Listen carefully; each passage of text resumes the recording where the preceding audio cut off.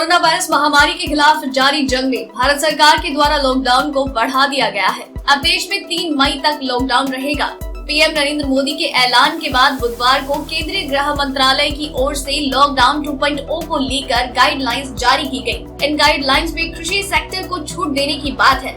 School college बंद रहने को लेकर भी जानकारी है।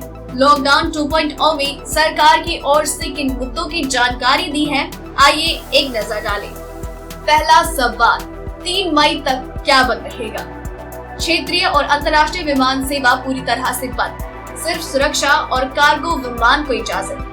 पैसेंजर ट्रेन पूरी तरह से बंद, सिर्फ सुरक्षा के लिए इजाजत।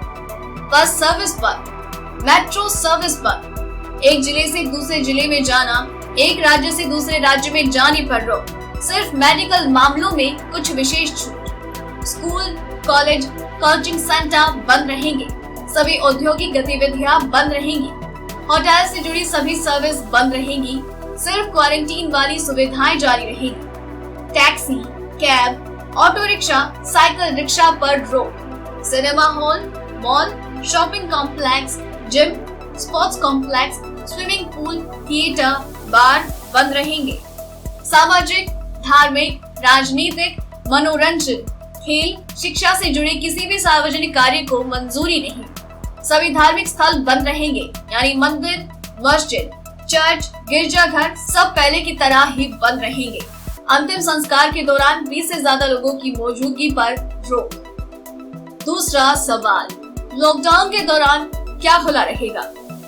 अस्पताल, नर्सिंग होम, क्लिनिक, टेलीमेडिसिन सुविधा, मेडिकल स्टोर, जन औषधि केंद्र, मेडिकल से जुड़े सामान की दुकानें, medical lab, collection centre, medical research lab, कोविड-19 पर रिसर्च कर रही लैब, दवाई की supply, clinic, home care providers में शामिल मेडिकल के जरूरी सामान से संबंधित दुकानें, दवाइयों, मेडिकल सर्विस, मेडिकल ऑक्सीजन से जुड़ी मैन्युफैक्चरिंग यूनिट, एम्बुलेंस समेत अन्य मेडिकल सुविधाओं का निर्माण जारी रहेगा। मेडिकल क्षेत्र से जुड़े सभी लोगों के मूवमेंट पर कोई रोक नहीं। तीसरा सवाल, कौन सी सर्विस लॉकडाउन के दौरान चालू रहेगी? Print, electronic media, cable service, IT sector की सर्विस, लेकिन सिर्फ 50% कर्मचारियों की अनुमति। सरकारी सुविधा से जुड़े कॉल सेंटर, ग्राम पंचायत के अवसर पर सरकार द्वारा मान्यता प्राप्त common service centre, e commerce company का कामकाज, इनके व्हीकल को स्थानीय प्रशासन द्वारा मंजूरी के बाद काम में उपयोग में लाया जा सकेगा। Courier service, cold storage, warehouse storage शुरू रह सकेंगे। प्राइवेट सुरक्षा सर्विस, मैनेजमेंट सर्विस शुरू रहेंगी। लॉकडाउन की वजह से जिन होटल्स में लोग फंसे हुए हैं या फिर मेडिकल सुरक्षा कर्मी से जुड़े कर्मचारी वहां मौजूद हैं, तो वो सर्विस शुरू रहेगी। जिन सर्विस को क्वारंटीन के दौरान इस्तेमाल किया जा रहा है, electrician, plumber, carpenter, motor mechanic, IT department से जुड़े लोगों को काम करने की छूट, बैंक, ATM की सुविधा शुरू रहेंगी। चौथा सवाल, खेती को लेकर क्या छूट दी गई? किसानों, मजदूरों के द्वारा खेत में कामकाज जारी रहेगा।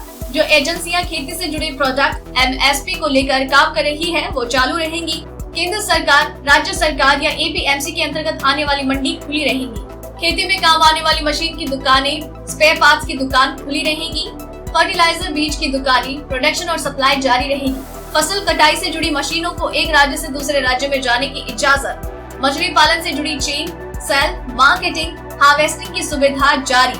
मछली के प्रोडक्ट्स की सप्लाई भी जारी रहेगी। मछली पालन से जुड़े मजदूरों को आने जाने दिया जाएगा।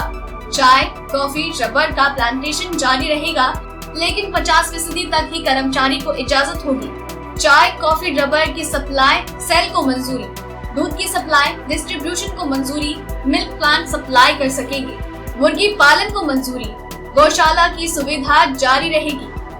पांचवा सवाल, जरूरत के सामान की कौन सी दुकानें खुलेंगी? किराना, राशन की दुकान, सब्जी, फल, मीट, पोल्ट्री, खाद्यान्न, डेयरी, मिल्क बूथ, मवेशियों के चारे की दुकान, मेडिकल की दुकान।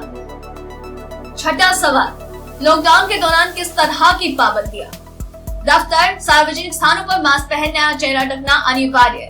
किसी भी सार्वजनिक स्थल पर 5 से ज्यादा लोग एकत्रित न हो, प्रशासन इसे लागू करवाने में सख्ती बरते। सार्वजनिक क्षेत्र में थूकना दंडनीय अपराध होगा और इस पर जुर्माना होगा। शराब, गुटखा, तंबाकू की बिक्री पर बैन। 7वां सवाल, दफ्तरों में किस तरह काम करने की छूट? सभी दफ्तरों को तापमान स्क्रीनिंग, सैनिटाइजर की सुविधा करनी चाहिए। शिफ्ट बदलने के दौरान 1 घंटे का अंतर जरूरी। 65 वर्ष के ऊपर वाले कर्मचारी या जिसका बच्चा 5 वर्ष से उम्र का हो, उसे घर से काम करने दिया जाए। आरोग्य सेतु ऐप का इस्तेमाल बढ़ाया जाए। शिफ्ट के बीच में दफ्तर सैनिटाइज होना चाहिए। बड़ी बैठकों से बचना चाहिए। एंट्री गेट पर सैनिटाइजर, स्क्रीनिंग की सुविधा। कैफेटेरिया, कैंटीन में भी ऐसी सुविधा की जाए। लिफ्ट, वॉशरूम, मीटिंग रूम को लगातार डिसइंफेक्ट किया जाए। 8वां सवाल, क्या मनरेगा के तहत काम हो पाएगा? मनरेगा योजना के तहत कामकाज को मंजूरी। सोशल डिस्टेंसिंग, मास्क पहनना जरूरी। खेती, पानी से जुड़े मनरेगा के कामकाज को प्राथमिकता दी जाए।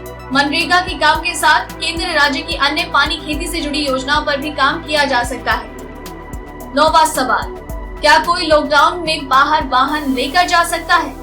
इमरजेंसी के हालात में निजी 4 पहिया वाहन को आने जाने की छूट, लेकिन इनमें ड्राइवर के अलावा पिछली सीट पर सिर्फ एक ही शख्स बैठ सकता है। 2 पहिया वाहन को भी इजाजत है, लेकिन इनमें भी सिर्फ एक व्यक्ति ही सफर कर सकता है जो ड्राइव कर रहा है। उसके लिए स्थानीय प्रशासन द्वारा जारी निर्देश का पालन जरूरी है। 10वां सवाल, क्या केंद्रीय मंत्रालय, राज्य के मंत्रालय और केंद्रीय एजेंसी काम करती रहेंगी? Police, home guard, civil defence, fire, emergency service के दफ्तर पहले की तरह ही चालू होंगे। केंद्र, राज्य के अलग अलग डिपार्टमेंट कम से कम कर्मचारियों की मौजूदगी में काम करेंगे। ग्रुप सी लेवल तक के कर्मचारियों की 33% उपस्थिति ही मंजूर। जिला स्तर पर अधिकारी कामकाज करते रहेंगे। सरकार की ओर से की जा रही होम डिलीवरी की सुविधा शुरू होगी। अगर आपको ये रिपोर्ट पसंद आई तो इसे लाइक और शेयर करें। साथ ही अपने व्यूज हमें कमेंट करके जरूर बताएं।